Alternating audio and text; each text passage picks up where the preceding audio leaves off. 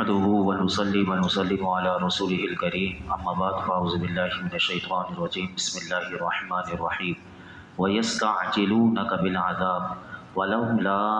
اجل مسمى لجاءهم العذاب وليأتينهم بغتة وهم لا يشعرون۔ اور تم سے عذاب کی جلدی مچاتے ہیں، اور اگر ایک مقررہ مدت نہ ہوتی تو ضرور ان پر عذاب آ جاتا، اور ضرور ان پر اچانک عذاب آئے گا اور انہیں خبر بھی نہ ہوگی۔ اس آیت کریمہ کا شان نزول یہ ہے کہ یہ آیت نضر بن حارث کے بارے میں نازل ہوئی۔ یہ وہ کافر تھا کہ جس نے نبی اکرم صلی اللہ علیہ وسلم سے کہا تھا کہ ہمارے اوپر آسمان سے پتھروں کی بارش کروا دو۔ اس پر اللہ رب العالمین نے اپنے محبوب علیہ السلام سے فرمایا، یہ کافر آپ سے عذاب جلدی نازل ہونے کا جو مطالبہ کر رہے ہیں، محبوب اگر عذاب نازل ہونے کی ایک مقررہ مدت نہ ہوتی جو اللہ نے معین کی ہوئی ہے اور جو اس کے حکمت کے تقاضے ہیں کہ فوراً عذاب نہیں آ رہا، ورنہ اگر وہ معین مدت نہ ہوتی اور اس کی حکمت نہ ہوتی تو فرمایا جیسے یہ مطالبہ کرتے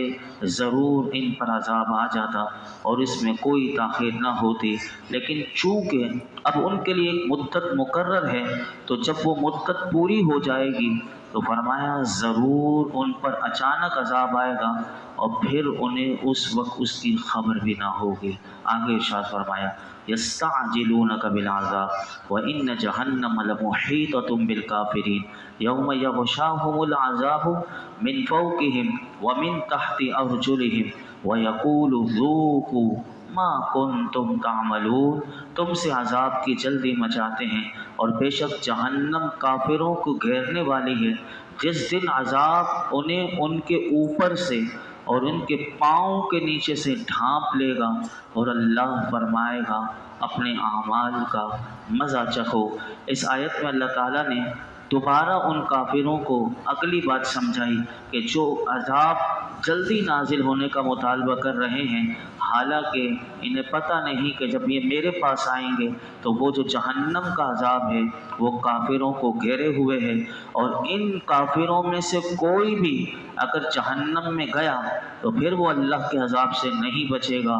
اور وہ عذاب کیسا ہوگا؟ فرمایا جس دن انہیں عذاب میں اللہ تعالیٰ مبتلا کرے گا تو فرمایا وہ عذاب ان کے اوپر سے بھی اور ان کے پاؤں کے نیچے سے بھی، یعنی ہر سمت سے انہیں وہ عذاب انہیں گھیر لے گا اور انہیں ڈھانپ لے گا، اور پھر جب وہ اللہ کا عذاب انہیں ڈھانپ لے گا تو پھر اللہ تعالیٰ ان کافروں سے فرمائے گا، اے کافروں جو تم نے دنیا میں اپنے اعمال کیے تھے، اب اس کا سزا، اس کی ان اعمال کی سزا کا مزہ چکھو، اور اس دن تم اللہ کے عذاب سے بھاگ نہیں سکو گے۔ آج تو تمہیں دنیا میں مہلت ملی ہوئی ہے، آج جتنا بھاگ سکتے ہو بھاگ لو، لیکن قیامت کے دن کہیں نہیں بھاگ سکو گے۔ یا عبادی الذین آمنوا ان ارضی واسعۃ فإیایا فاعبدون، اور اے میرے مومن بندو بے شک میری زمین وسیع ہے تو میری بندگی کرو۔ اس آیت کا پہلے شان نزول یہ سن لیجئے۔ اس آیت کریمہ کا شان نزول یہ ہے کہ یہ آیت کریمہ مکہ مکرمہ میں موجود ان کمزور مسلمانوں کے حق میں نازل ہوئی کہ جنہیں وہاں رہ کر اسلام کو ظاہر کرنے میں خطرہ اور تکلیفیں تھیں، اور وہ انتہائی تنگی میں تھے۔ ان مسلمان مومنوں کے لیے اللہ تعالیٰ نے فرمایا کہ انہیں حکم دیا گیا کہ میری بندگی تو ضرور ہے، اگر یہاں رہ کر مکے میں نہیں کر سکتے تو مدینہ شریف ہجرت کر جاؤ، تو وہ وسیع ہے اور وہ امن بھی ہے وہاں پر۔ تو یہاں پر اب علماء کہتے ہیں اس آیت کا معنی یہ بنے گا کہ جب مومن کو، یہ تو ایک خاص شان نزول ہے، لیکن قیامت تک آنے والے مومنوں کے لیے بھی یہ حکم ہے کہ جب مومن کو کسی سرزمین میں اپنے دین پر قائم رہنا اور عبادت کرنا اس کے لیے مشکل ہو جائے، دشوار ہو جائے، تو اسے اللہ تعالیٰ نے اس آیت میں پیغام دیا کہ وہ ایسی سرزمین کی طرف ہجرت کر جائے کہ جہاں آسانی سے عبادت کر سکے اور وہاں دین کی پابندی میں دشواریاں درپیش نہ ہو۔ آج بدقسمتی سے لوگ نماز چھوڑ دیتے ہیں اور دین پر چلنا اپنے لیے بہت مشکل سمجھتے ہیں، لیکن یہ آپ دیکھیے کہ کتنا اللہ نے آسانی ہمارے لیے دی ہے۔ آج نماز پڑھنے کے لیے مساجد جو ہیں بالکل عالیشان، بالکل پہلے کی طرح نہیں کہ چھتیں بھی نہیں اور دھوپ میں اور پتھریلی زمین پر، لیکن آج اللہ نے کتنا آسانی کر دی۔ آج ہی میں ایک چھوٹی سی ویڈیو وہ آئی ہوئی تھی، وہ ترکی میں ایک شخص ہیں، وہ باقاعدہ اس کا دکھایا گیا کہ جب بندہ، اب دیکھیے نماز سے ایک تو ان کی محبت ہے، لیکن اس میں ہمارے لیے سبق یہ تھا کہ وہ سلنڈر باقاعدہ لگائے ہوئے، یعنی اب وہ ان کا سانس جو ہے وہ سلنڈر کی وہ جو مشین جو ہوتی ہے وہ جو پورا لے کر اس میں انہوں نے ٹائر لگوائے ہوئے تھے، اور وہ ہاتھ میں انہوں نے کڑا اس کا فٹ ہو گیا، یعنی وہ سلنڈر کی مشین بھی چلاتے ہوئے وہ مسجد میں نماز پڑھنے کے لیے آ رہے تھے، اور وہ ان کی وہ آکسیجن لگی ہوئی تھی۔ اللہ نے ہمارے لیے کتنی آسانی کی ہے کہ بغیر کسی آکسیجن کے اللہ نے ہمارے لیے پورا ایک نظام بنایا ہوا، انسان آسانی سے وہ سانس بھی لے سکتا ہے، آنا جانا اس کا بالکل، اور بالکل اللہ نے ہر چیز ہمارے لیے آسان کر دی، لیکن اس کے باوجود بھی اگر کوئی عبادت نہ کرے تو یہ کتنی بدقسمتی اور بد نصیبی ہے۔ تو یہاں پر یہ بات بھی ہمیں بتائی گئی، اور آگے کا پیغام سنیے کیا فرمایا، کل نفس ذائقۃ الموت ثم الینا ترجعون، ہر جان کو موت کا مزہ چکھنا ہے، پھر ہماری ہی طرف پھرو گے۔ اس آیت میں اللہ رب العالمین نے ارشاد فرمایا یہ زندگی فانی ہے اور یہ فنا ہو جائے گی، ایک مختصر وقت کے لیے انسان آیا، ہر شخص نے ایک نہ ایک دن موت کا پیالہ اپنے ہونٹوں سے ضرور لگانا ہے، اور اس وقت گھر بار بھی اس کا چھوٹ جائے گا، اور اس کے بیٹے بھی اس سے چھوٹ جائیں گے، اور اس کی بیوی بھی اس سے چھوٹ جائے گی، اس کے دوست و احباب بھی اس سے چھوٹ جائیں گے، کوئی بھی اس کے ساتھ نہیں ہوگا، سب پیچھے رہ جائیں گے، اور مرتے وقت وہ حالت اضطرار میں، یعنی جب موت آئے گی تو مجبوری ہے، سب کو چھوڑنا پڑے گا، پیسہ بھی چھوڑنا پڑے گا، سب بیٹے بیوی اور گھر بار کو، دوستوں کو، سب کو چھوڑنا پڑے گا، وہ مجبوری ہوگی۔ تو اللہ تعالیٰ فرماتا ہے کیا بہتر نہیں کہ اپنی مرضی اور اختیار سے اپنے معبود پر حق کو راضی کرنے کے لیے ان سب سے، یعنی آج اگر ان کی وجہ سے تم اللہ کی بندگی نہیں کرتے تو فرمایا یہ بہتر ہے کہ جب تم موت کا گھونٹ پیو گے تو سب کو چھوڑنا پڑے گا، تو آج ہی چھوڑ دو تو کیا بہتر ہے، اگر ضروری ہو تو خوشی خوشی سے اپنے ہاتھوں سے محبت کی ان زنجیروں کو کاٹ دو۔ اور یہاں پر یہی بات ہمیں بتائی گئی ہے کہ اس دار فانی کو ہر ایک نے چھوڑنا ہے، تو پھر مرنے کے بعد ثواب، عذاب اور اعمال کی جزا کے لیے فرمایا کہ تم ہماری طرف تم لوگوں کو پھیرا جائے گا، تو تم پر لازم ہے کہ ہمارے دین پر قائم رہو اور اپنے دین کی حفاظت کے راستے اختیار کرو۔ یہ کل نفس ذائقۃ الموت میں پیغام ہے۔ آگے ارشاد فرمایا والذین آمنوا وعملوا الصالحات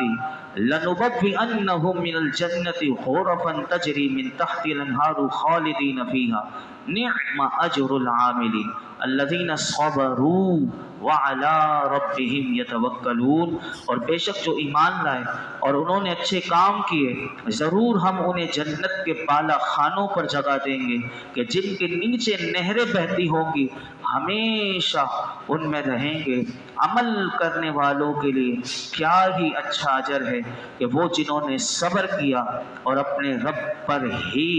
وہ بھروسہ رکھتے ہیں۔ اس آیت میں خاص طور پر ہجرت کرنے والے وہ مکے کے مسلمان بھی ہیں، اور عمومی طور پر علماء کہتے ہیں قیامت تک آنے والے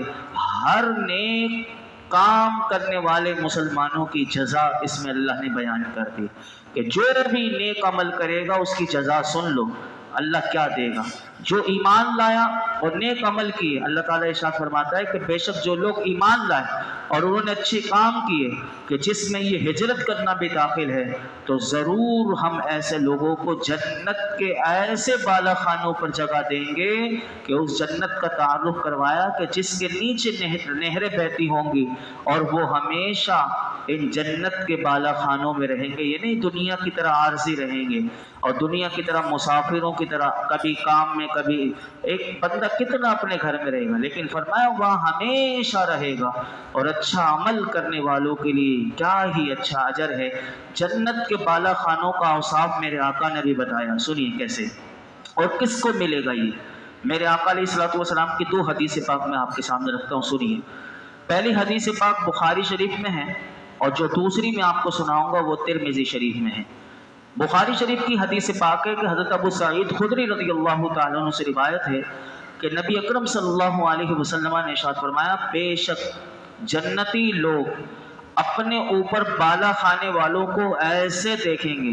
کہ جس طرح افق میں مشرق یا مغرب کی جانب کسی روشن ستارے کو دیکھتے ہیں، کیونکہ ان کے مقامات کے درمیان فرق ہوگا۔ صحابہ کرام نے عرض کی، یا رسول اللہ صلی اللہ علیہ وسلم، وہ تو انبیاء کی منزلیں ہیں، دوسرے وہاں تک کیسے پہنچ سکیں گے؟ تو میرے آقا علیہ الصلوۃ والسلام نے ارشاد فرمایا، کیوں نہیں، اس ذات کی قسم کہ جس کے قبضہ قدرت میں میری جان ہے، وہ لوگ پہنچ سکیں گے کہ جو اللہ پر ایمان لائے اور رسولوں کی تصدیق کی، یعنی جو رسول اللہ کے پیغام لائے اس کی تصدیق کی اور اس پر عمل کرتے رہے، وہ بھی ایسے جنت کے بالا خانوں میں۔ اگلی حدیث جو ترمذی شریف کی ہے کہ کون سے لوگ وہ عمل ہیں کہ جس سے یہ جنت کے بالا خانوں تک پہنچ سکتے ہیں، سنیے۔ حضرت علی شیر خدا کرم اللہ تعالی وجہہ الکریم، آپ اس حدیث پاک کو روایت کرتے ہیں کہ سید المرسلین صلی اللہ علیہ وسلم نے ارشاد فرمایا کہ جنت میں ایسے بالا خانے ہیں کہ جن کا اندرونی حصہ باہر سے اور بیرونی حصہ اندر سے نظر آتا ہے، یعنی باہر والا اندر سے، اندر والا باہر سے نظر آتا ہے۔ کیا خوبصورت میرے رب کی جنت۔ ایک دیہاتی نے کھڑے ہو کر عرض کی، یا رسول اللہ صلی اللہ علیہ وسلم، یہ بالا خانہ کس کے لیے ہے؟ تو فرمایا کہ یہ اس کے لیے ہیں کہ جو 4 کام کیا کرے۔ 4 کام۔ نمبر 1 کہ جس نے اچھی گفتگو کی، جس کی گفتگو میں سچ ہی سچ، جس کی گفتگو میں سچائی ہو، جس کی گفتگو میں کوئی بناوٹ اور کوئی ریاکاری، کوئی اس میں غیبت، کوئی کسی کی دل آزاری نہ ہو، یعنی اچھی گفتگو۔ اب اس کو بندہ سوچتا چلا جائے کہ میری گفتگو کیسی ہے۔ فرمایا کہ جس نے اچھی گفتگو کی، نمبر 1۔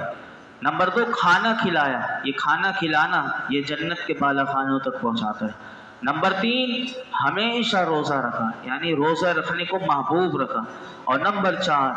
کہ رات کے وقت جب کہ لوگ سو رہے ہوں اور وہ اللہ کے لیے اس نے نماز پڑھی ہو، تو یہ عمل ایسے ہیں میرے آقا نے فرمایا اس دیہاتی کو کہ یہ جنت کے بالا خانہ اس کے لیے۔ اور اسی آیت میں اللہ نے فرمایا کہ اچھے عمل کرنے والے لوگ وہ ہیں، اب ان کا تعارف بھی کروایا کہ جنہوں نے تکلیفوں، مصیبتوں، سختیوں پر صبر کیا، یعنی جو آزمائشیں آئیں ان پر دنیا میں، جو تکلیفیں آئیں، جو مصیبتیں آئیں ان پر صبر کیا، اور دین اسلام جب قبول کیا تو مشرکین کی طرف سے جو انہیں تکلیفیں اور اذیتیں دی گئیں تو اس کو برداشت کیا، اور ہجرت کر کے اپنے وطن کو بھی، یعنی مکے کی سرزمین کو بھی چھوڑ دیا، اور وہاں چھوڑ کر وہ مدینہ شریف چلے گئے۔ فرمایا لیکن انہوں نے دین اسلام کو نہ چھوڑا۔ فرمایا یہ لوگ ایسے ہیں کہ اللہ تبارک و تعالی پر یہ ان کا بھروسہ ایسا ہے کہ فرمایا ہر کام میں اپنے رب پر بھروسہ کرتے ہیں، اور ان کو اپنے رب کی ذات پر اتنا بھروسہ ہے کہ وہ انہوں نے سب کچھ چھوڑ دیا لیکن دین اسلام کو نہ چھوڑا۔ اللہ ایسے صالحین لوگوں کا صدقہ ہمیں بھی اپنی ذات پر کامل یقین اور بھروسہ عطا فرمائے، اور نیک اعمال کی کثرت کرنے کی اللہ ہمیں توفیق عطا فرمائے۔ الحمدللہ رب العالمین۔ العالمین والصلاۃ والسلام علی سید الانبیاء والمرسلین وعلی آلہ واصحابہ اجمعین۔ یا اللہ پاک جو کچھ سنا ہے اس میں کوئی غلطی کوتاہی معاف فرما، اپنی بارگاہ میں شرف قبولیت عطا فرما، اخلاص کی دولت عطا کر دے یا رب العالمین۔ ہمیں قرآن حکیم ایسے سکھانے کی توفیق عطا فرما، سیکھنے کی توفیق عطا فرما